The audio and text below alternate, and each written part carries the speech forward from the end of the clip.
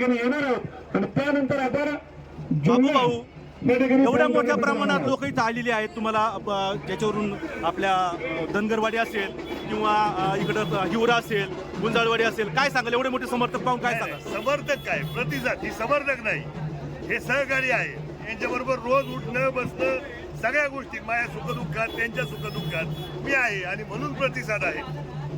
भाऊ आता तुम्ही पाहिलं काल रात्रीपासून पक्षांतर मोठ्या प्रमाणात होते. काही दिवसापूर्वी तुम्ही उबाटा शिवसेनेतून शिंदे गटात गेलात. आता तुमच्या पाठोपाठ माऊली शेट येतात. काय कारण याच्या मागे? नाही कारण हे आहे बघा शिवछत्रपतींचे विचार असतील बाळासाहेब ठाकरेंनी दिलेली शिकवण असतील याचं तंतोतंत पालन मला वाटतं एकनाथभाईंच्या माध्यमातून होते. आपण पाहतोय की सर्वसामान्य लोकांसाठी कोण झटतंय आज सगळ्यात जास्त कोण पळतंय. आपण जुन्नरचं उदाहरण घ्या सभेला आलेल्या असताना सुद्धा दोन मुलं मृत पावली तर मला वाटतं एकनाथभाई तिथे पोहोचले पाहिजे. तुम्ही इथं खेडला सभेला आलेले असताना सुद्धा इथं हल्ला झाला तिथे एकनाथभाई गेले पिंपरखेडला.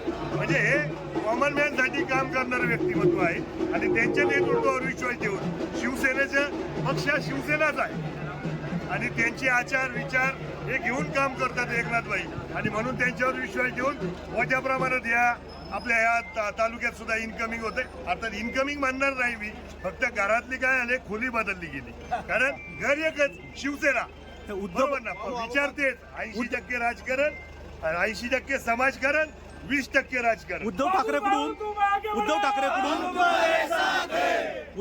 ठाकरेंकडून कार्यकर्त्यांना न्याय दिला जात नाही.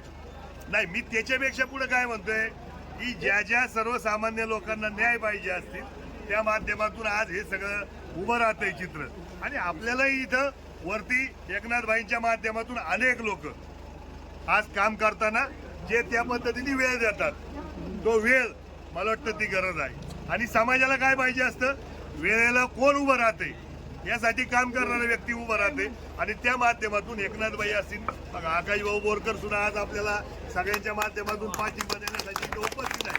मी सांगतोय काय नारायणगावकर वारुवाडीकर किंवा हा जिल्हा परिषद गट हा सगळा एकवटला गेलाय. म्हणजे कोणत्या सर्वेला काय येतंय याच्यापेक्षा नारायणगावच्या ऑनलाईन सर्वेला मला माहित नाही काय पण ऑफलाईनच्या सर्वेमध्ये आम्ही नारायणगावच्या प्रत्येकाच्या मनामध्ये बसलोय आणि हे त्याचं द्योतक आहे.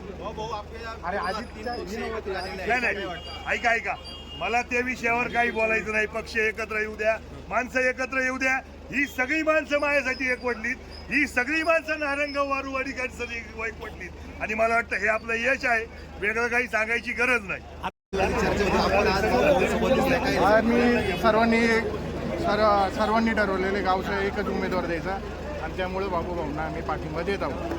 सगळे कार्यकर्ते आहेत सगळे सोबत आहेत आणि आम्ही सर्वांनी ठरवलेले बाबू भाऊंना निवडून आणायचं.